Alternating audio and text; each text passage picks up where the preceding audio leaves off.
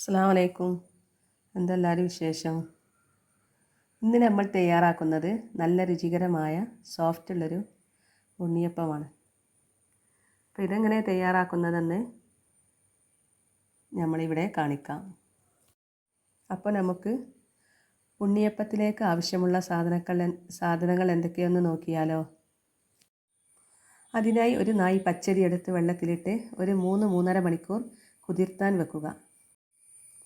പിന്നെ അതിലേക്ക് 4 വലിയ ശർക്കര ആണിയെടുത്ത് ഒരു പാത്രത്തിലിട്ട് 1/2 ഗ്ലാസ് വെള്ളവും ഒഴിച്ച് സ്റ്റൗ കുറച്ച് വെച്ച് ശർക്കര ഉരുക്കിയെടുക്കുക. നന്നായി ഉരുക്കി ഇതുപോലെ പതഞ്ഞ് കട്ടിയായിട്ട് തന്നെ വേണം കിട്ടാൻ. പിന്നെ അതിലേക്ക് 2 മുറി തേങ്ങ ചിരകിയതും എടുത്തു മാറ്റി വെക്കുക. കുതിർത്ത അരി നന്നായി കഴുകി വെള്ളം വാർത്തെടുത്ത് മിക്സിയുടെ ജാറിലിട്ട് അതിലേക്ക് 1/2 ടീസ്പൂൺ നല്ല ജീരകവും 4-5 ഏലക്കായയും പാകത്തിന് ഉപ്പും ഉരുക്കിയ ശർക്കര വെള്ളവും ചെറുചൂടിൽ ഒഴിച്ച് കൊടുത്ത് ഒന്ന് അരച്ചെടുക്കുക. ശേഷം അതിലേക്ക് 1/4 ടീസ്പൂൺ അപ്പക്കാരവും 2 വലിയ ടീസ്പൂൺ മൈദാപ്പൊടിയും ചേർത്ത് ഇട്ട് കൊടുത്ത് നന്നായി അരച്ചെടുക്കുക. ഈ മാവ് നന്നായി അരച്ചെടുത്താലേ നമുക്ക് ഇതുപോലെ നല്ല സോഫ്റ്റുള്ള ഉണ്ണിയപ്പം തയ്യാറാക്കാൻ കഴിയുള്ളൂ. അതുകൊണ്ട് മാവ് നന്നായി അരച്ചെടുക്കുക തന്നെ വേണം. ഈ അരച്ചെടുത്ത മാവ് ഒരു പാത്രത്തിലേക്ക് ഒഴിച്ച് കൊടുക്കാം. ശേഷം നമുക്ക് ചിരകി വെച്ച തേങ്ങ കുറച്ചായി ഇട്ട് കൊടുത്ത് നന്നായി 1 മിനിറ്റ് ഇളക്കി യോജിപ്പിക്കുക. നന്നായി ഇളക്കി യോജിപ്പിച്ചതിന് ശേഷം നമുക്കതിലേക്ക് 2 ടീസ്പൂൺ നല്ല വറുത്ത എള്ള് 2 ടീസ്പൂൺ ഇട്ട് കൊടുത്ത് അതും നന്നായി ഇളക്കി യോജിപ്പിച്ച് കൊടുക്കണം. നമുക്ക് ഇതിൻ്റെ മാവ് ഈ ഒരു കട്ടിയിലായിരിക്കണം കിട്ടേണ്ടത്. അതായത് ഓട്ടാടൻ്റെ മാവിനേക്കാളും കുറച്ചും കൂടി ഒരു ലൂസായിട്ട് വേണം ഇതിൻ്റെ മാവെടുക്കാൻ.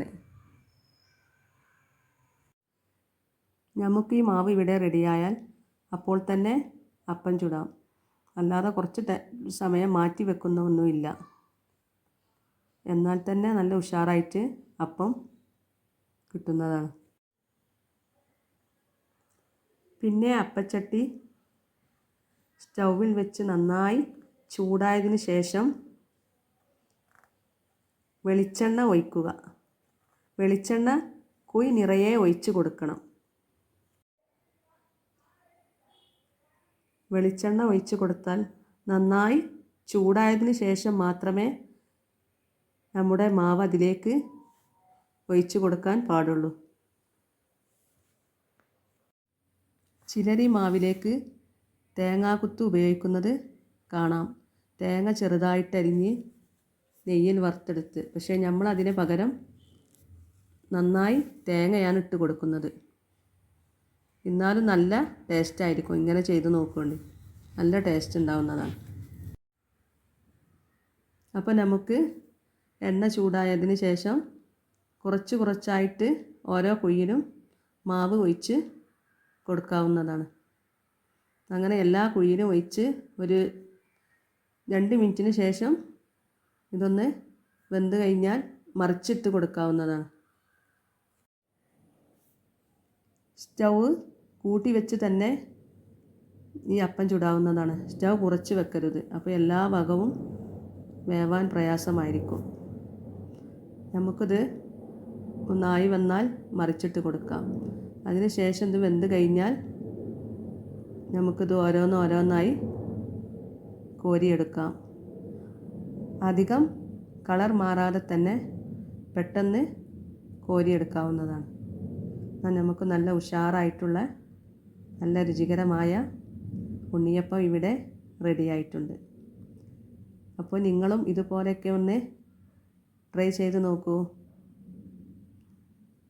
നല്ല സോഫ്റ്റുള്ള ഉണ്ണിയപ്പം ഇവിടെ അപ്പോൾ തയ്യാറായി കഴിഞ്ഞിട്ടുണ്ട്. ഇതിൻ്റെ ഉള്ളും നല്ല വെന്ത് നല്ല ഉഷാറായി വന്നിട്ടുണ്ട്.